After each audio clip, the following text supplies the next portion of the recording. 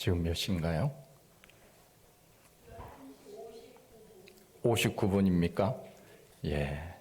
여러분들은 지금 하나님 앞에 새해 첫 시간을 드리고 있는 중입니다. 참 잘하고 계십니다. 참 여러분들 애 많이 쓰시는데, 성탄절, 전이 바로 주일이었죠. 성탄절이 월요일.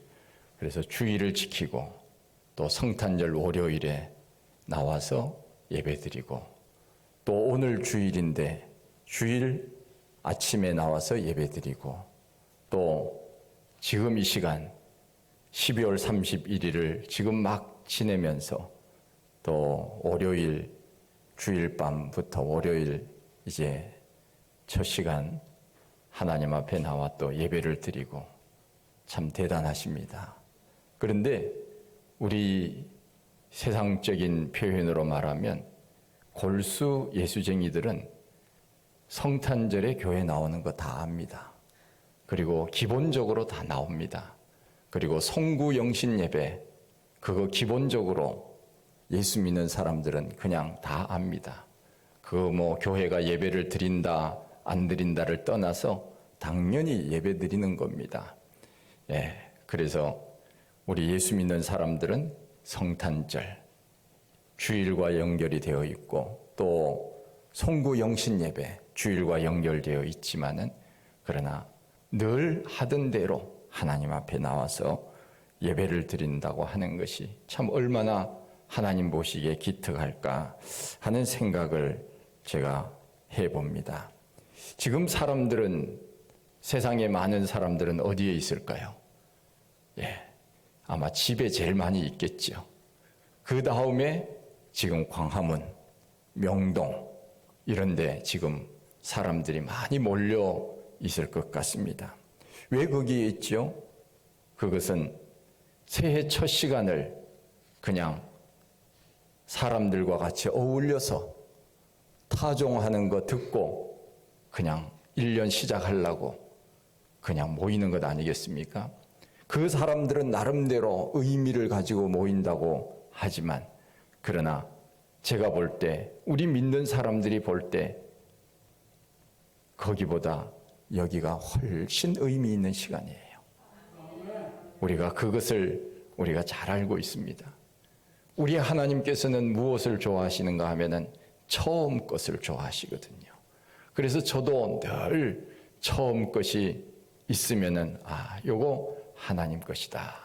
제가 늘 그런 생각을 가지고 있습니다. 그래서 우리 하나님은 1년의 첫 시간 송구 영신 예배 귀하게 보십니다. 첫 시간을 내가 하나님 앞에 드린다. 그리고 한 달의 첫 시간 그것을 성경에서는 월삭이라. 그래서 월삭 예배. 그래서 1월 1일, 2월 1일 첫날을 하나님 앞에 드린다. 그리고 일주일의 첫날을 하나님 앞에 드린다. 일주일의 첫날이 뭡니까? 주일입니다. 그래서 달력에도 주일은 잊어먹지 말라고 빨간색으로 다 해놨잖아요. 잊어먹을 수가 없어요. 그리고 제일 앞에 요일이 나와 있습니다. 요 날은 주님 앞에 나가 예배 드리는 날이다. 그래서 일주일의 첫날을 하나님 앞에 드리는 거예요.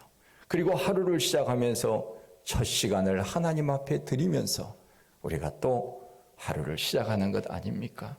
우리의 하나님 앞에 첫 시간 새해 첫날을 드리는 여러분들에게 하나님의 크신 은혜가 넘치기를 축원드립니다.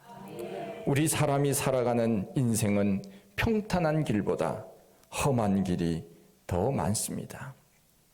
내년에 더 좋아질 것이다 하는 기대감이 있지만 인생은 내 마음대로 되는 것은 결코 아닙니다. 우리가 하나님 앞에 건강을 위해서 늘 기도하지요. 저도 여러분들의 건강을 위해서 늘 기도합니다. 제가 어느 의사 선생님이 이제 예수 믿는 분인데 제가 아픈 사람들을 위해서 기도할 때 그분이 듣고는 뭐라 그러는 거예요. 제가 기도할 때 하나님 이 사람이 이 성도님이 앞으로 아프지 않고 세상을 살게 해주세요. 그렇게 기도했더니 옆에 있던 그 의사 선생님이 저보고 뭐라 그러는가 하면, 목사님, 그러면 우리는 다 굶어 죽어요. 예. 그래서 제가 얘기를 했죠. 안 굶어 죽습니다. 예수 안 믿는 사람 대상으로 치료하면 안 굶어 죽어요. 우리 예수 믿는 사람은 건강하게 하시고 예수 안 믿는 사람한테 밥 얻어먹고 사세요.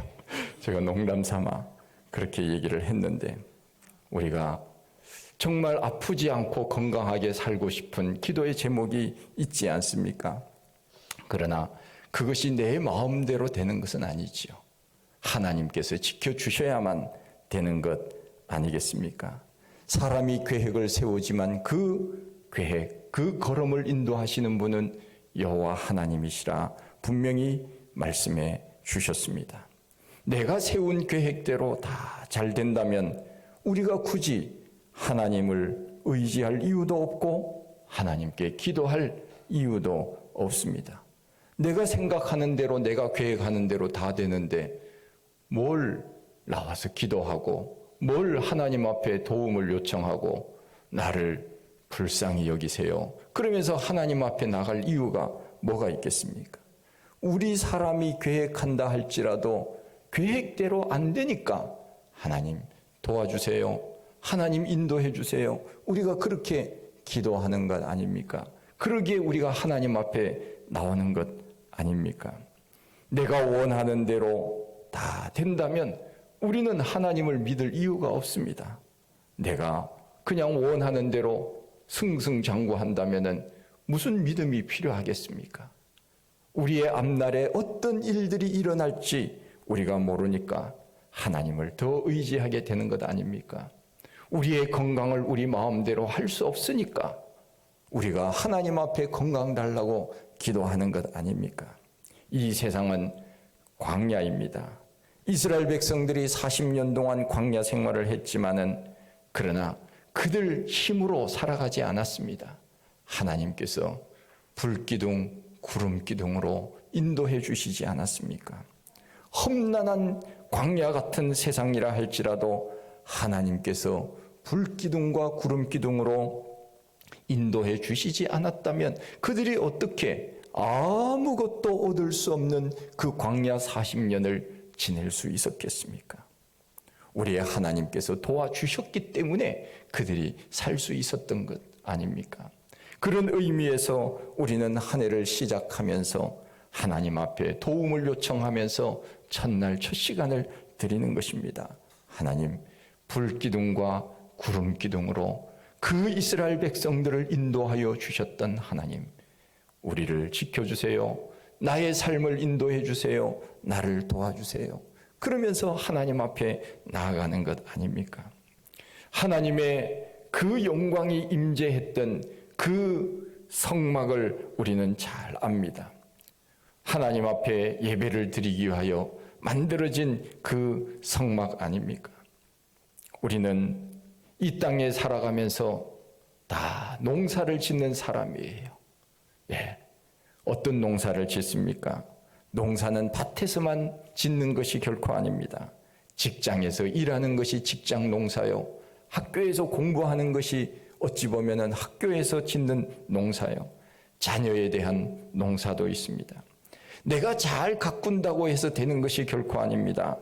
우리 하나님께서 우리의 삶의 터전을 지켜주셔야만 그 삶의 터전을 우리가 이어나갈 수 있고, 생명도 지켜주셔야만 우리가 그 생명도 유지하며 살 수 있는 것 아닙니까? 하나님의 영광이 언제 임했는가 하면은 성막에 하나님의 백성들이 모여서 예배할 때 하나님의 영광이 그 성막 위에 가득 찼던 것을 성경은 말씀하고 있습니다. 저는 예배를 드릴 때마다 그런 기도를 합니다. 하나님, 오늘 예배 가운데 하나님의 영광이 가득 넘치게 해주세요. 제가 그런 기도를 합니다. 하나님의 임재하심이 오늘 이 시간 우리 가운데 있기를 원합니다. 하나님 도와주세요. 우리 교회에서 예배를 드리는데 주일 예배는 보통 한 70분, 길게는 70분 정도면은 보통 예배가 마쳐집니다. 수요 예배는 한 50분 정도 하면은 마쳐집니다. 새벽 기도는 30분 내로 마쳐집니다. 그 예배가 길다면 길고 짧다면 짧은 그 예배지만, 그러나 이스라엘 백성들이 성막에서 하나님 앞에 예배를 드릴 때 하나님의 영광이 그들 가운데 임했거든요. 그런 의미에서 우리가 예배를 드릴 때 하나님의 영광이 오늘 이 시간 우리에게 임한다고 생각하면 이 예배가 얼마나 감격적이고 기쁜 시간인지 모릅니다. 제가 전에 있던 교회에서 어떤 집사님이 저에게 그런 이야기를 종종 했습니다. 그때는 제가 전도사였는데 전도사님이 설교할 때 이 강대상에서 천사들이 오르락내리락 하는 것을 제가 보았습니다. 저는 한 번도 본 적이 없거든요. 근데 그분은 봤다고 그러니까 그분이 거짓말을 했을까요? 저는 결코 아니라고 생각이 되어집니다. 하나님께서는 특별한 사람에게 특별한 은혜를 주실 때가 있거든요. 사도 요한에게 밤모섬에서 하늘의 영광을 보여주셨듯이 하나님께서는 특별한 사람에게 특별한 것을 보여주심으로 인하여 하나님이 살아계신다고 하는 것을 그 사람의 눈과 입을 통하여 다른 사람들에게 증거하도록 하기 위하여 보여주시는 거예요. 그런 의미에서 우리의 하나님께서는 오늘도 살아계셔서 이 자리에 임재하여 주시고 하나님의 영광으로 이 자리를 가득 차게 하시는 것을 우리는 분명히 믿는 것입니다. 우리 교회 성도님들은 예배를 잘 드리는 편입니다. 어떤 교회 가면은 예배 시간에 성도들이 예배를 잘 드리지 아니하고 메모지를 돌리거나 천정을 보거나 다른 사람하고 얘기를 하거나 껌을 씹거나 그러는데, 우리 성도님들은 예배를 잘 드리는 편입니다. 초창기 우리나라 예배는 보통 상당히 긴 시간을 드렸습니다. 무려 부흥회를 할 때는 몇 며칠을 했던 그런 기록들이 많이 있습니다. 보통 예배를 드릴 때 한 2시간 정도 이상 예배를 드리고, 부흥회는 일주일 내내 새벽 부흥회, 낮 성경 공부, 저녁 부흥회 하루에 3번씩 모여서 기도하고 말씀 묵상하고 또 하나님의 말씀을 설교자를 통하여 들었던 그런 때가 있었습니다.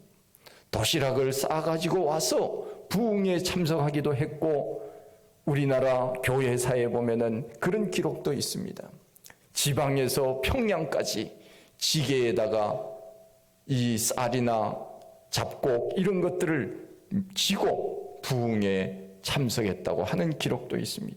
얼마나 은혜를 사모했다면은 그렇게 먼 길을 걸어서 그것도 몇 며칠씩 부흥회를 하는데 참석을 했겠습니까? 그 열심이 바로 우리 대한민국을 살린 것 아니겠습니까? 그런 마음으로 우리가 생각하면은 우리는 지금 얼마나 편안하게 예수를 믿고 있는지 몰라요.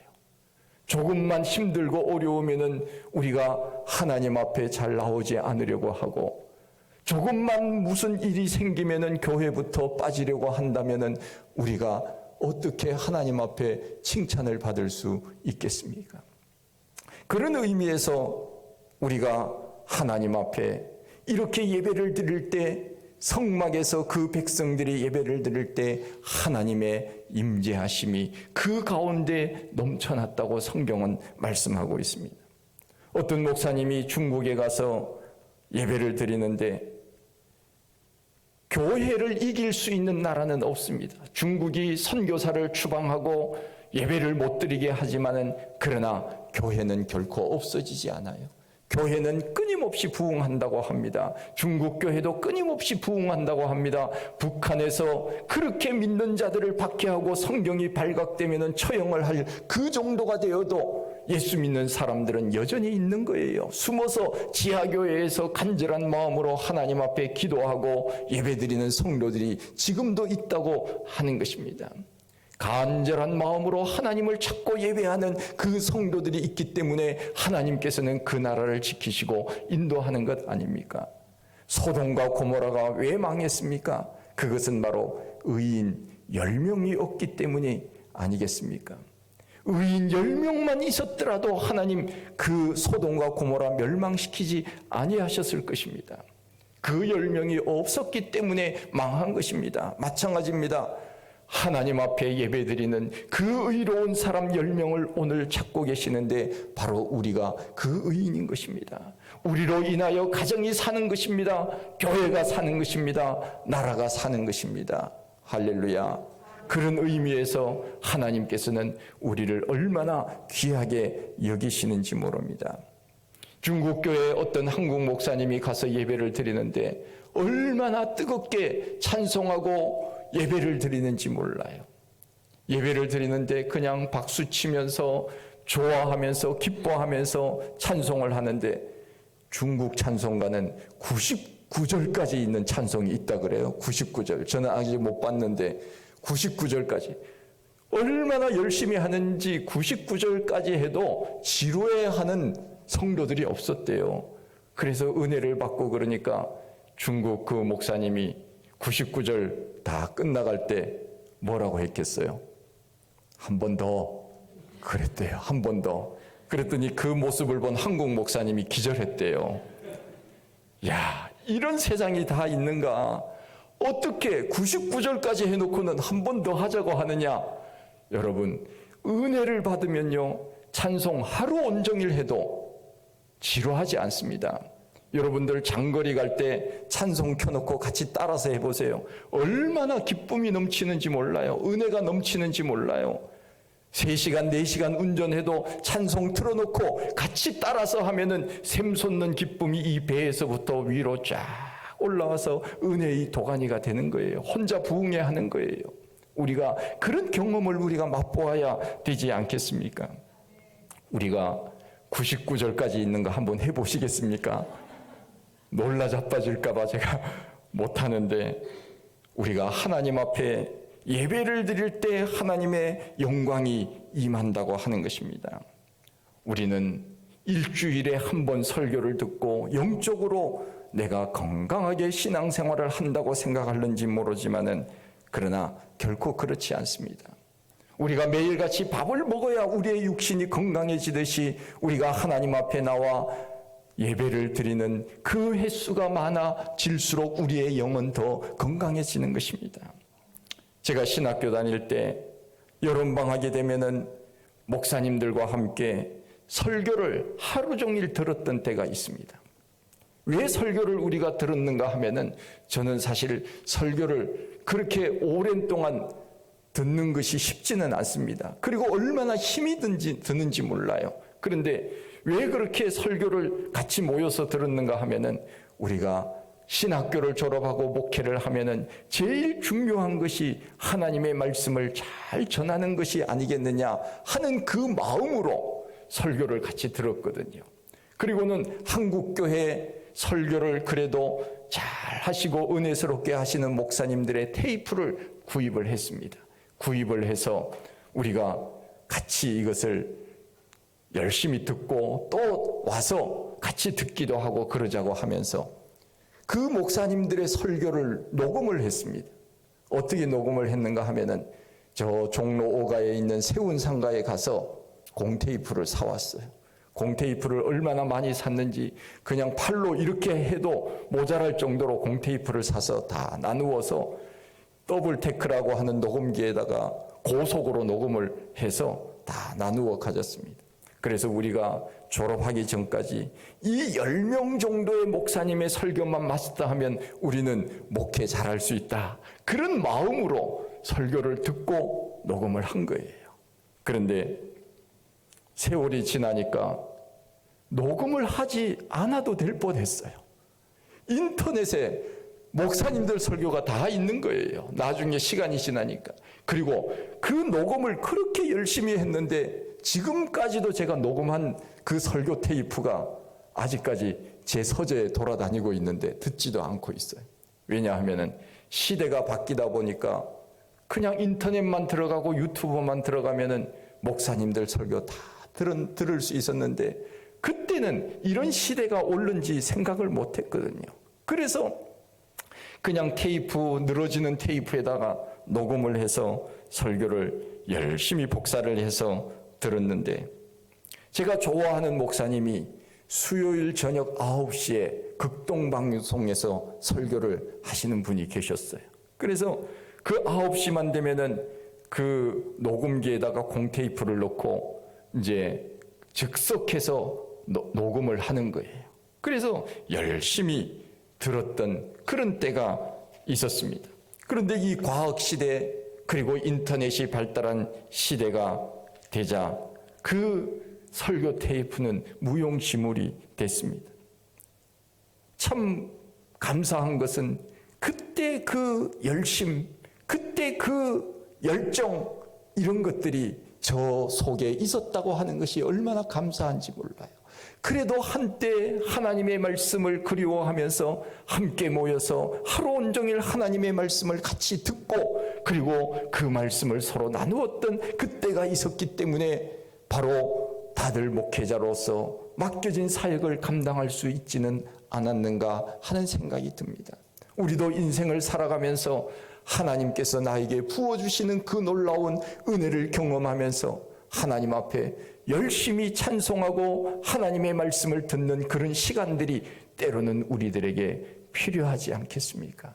그때 하나님의 영광이 우리 가운데 임재하시는 거예요. 우리가 찬송하고 기도하고 말씀을 들을 때 하나님께서 우리들에게 은혜를 베풀어 주시고 하나님의 영광이 임재하는 거예요.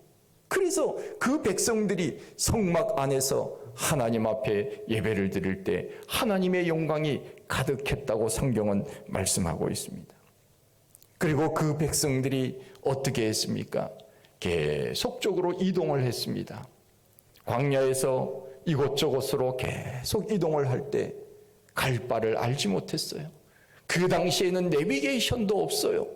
그럼에도 불구하고 그들이 가는 목적지를 향하여 어쨌든 그들이 나아가지 않았습니까? 그때 무엇이 그들을 인도했습니까?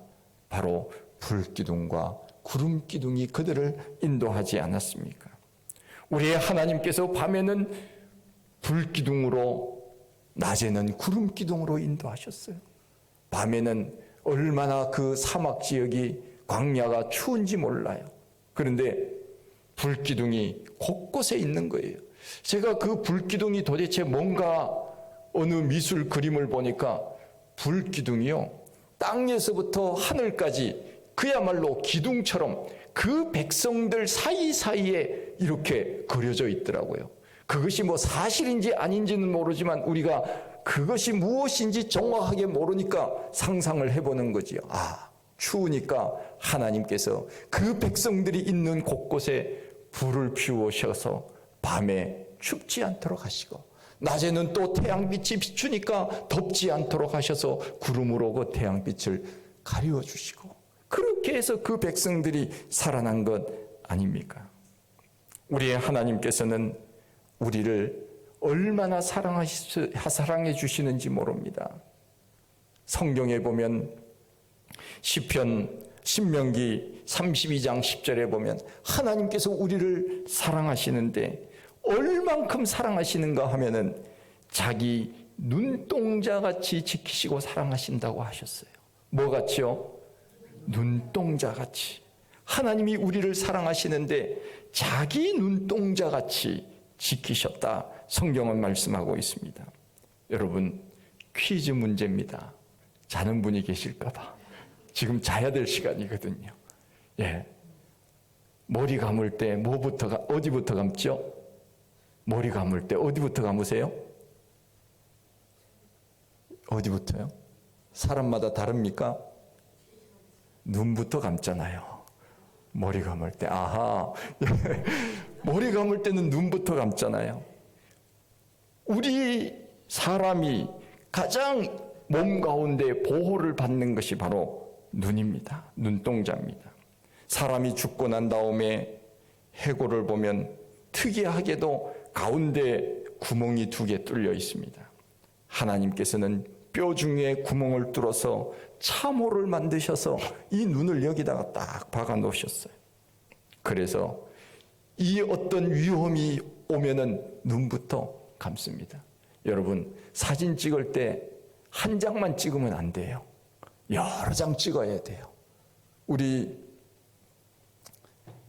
이기론 장로님께서 사진을 좋아하신다고 그렇게 하시는데 아마 잘 아실 거예요. 사진을 찍을 때 한 장만 찍으면요, 반드시 눈 감는 사람이 있어요. 그래서 여러 장을 찍어야 그 중에 한 장을 건질 수 있거든요, 작품 사진을. 그런데 눈을 순간적으로 감거든요. 순간적으로 감기 때문에 사진을 찍으면 반드시 여러 명 중에 한 명은 꼭 눈 감는 사람이 있어요. 얼마나 눈을 빨리 감는지 몰라요. 그게 무슨 뜻입니까? 바로 하나님께서는 우리를 눈동자와 같이 지키신다고 하는 말씀이 바로 그 의미예요. 그렇게 우리를 보호하신다 하는 것입니다. 눈동자는 뇌에서 지시를 하기 전에 뇌보다 빨리 움직이는 것이 이게 이 눈꺼풀이 눈동자를 보호하는 그 반사신경입니다. 무의식적으로 깜빡입니다.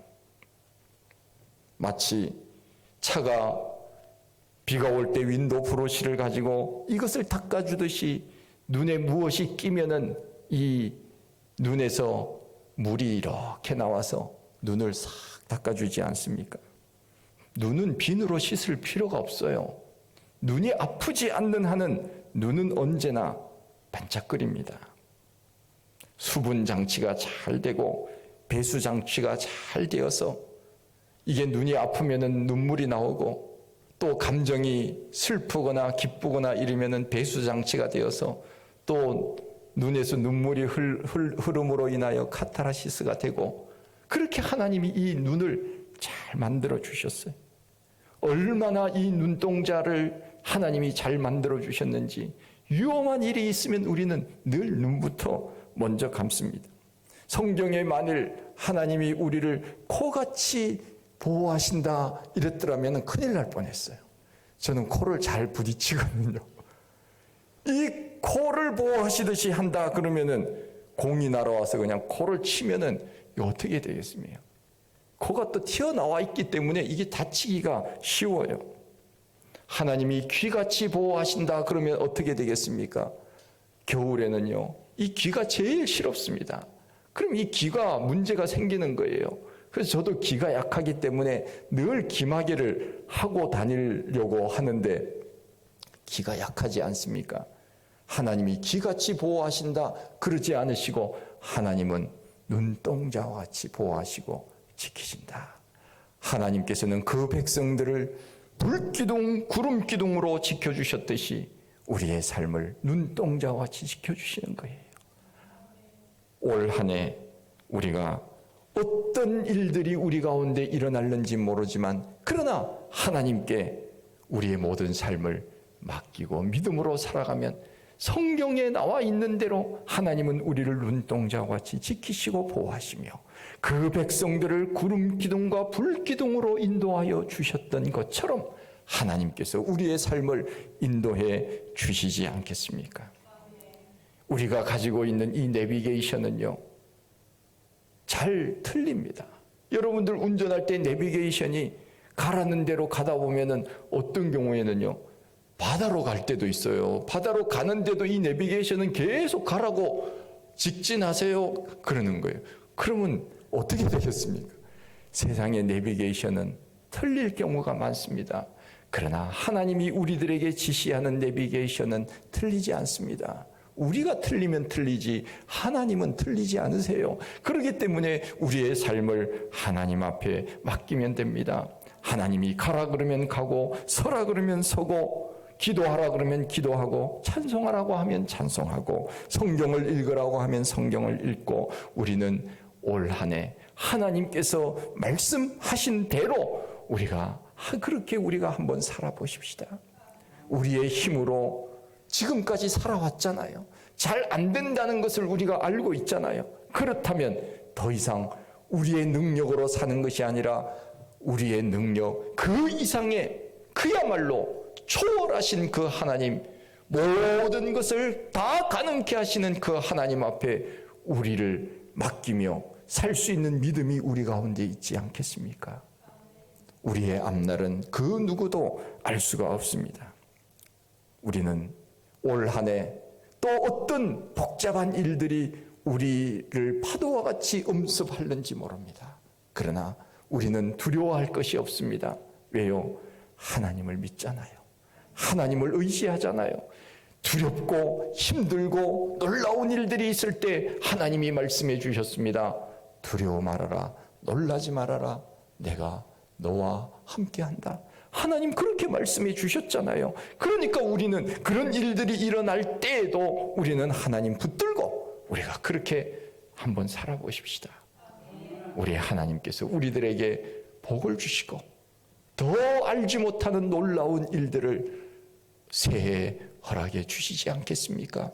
그 믿음으로 승리의 새해를 살아갈 수 있는 우리 모두가 다 되시기를 축원드립니다. 하나님 아버지 참 감사합니다.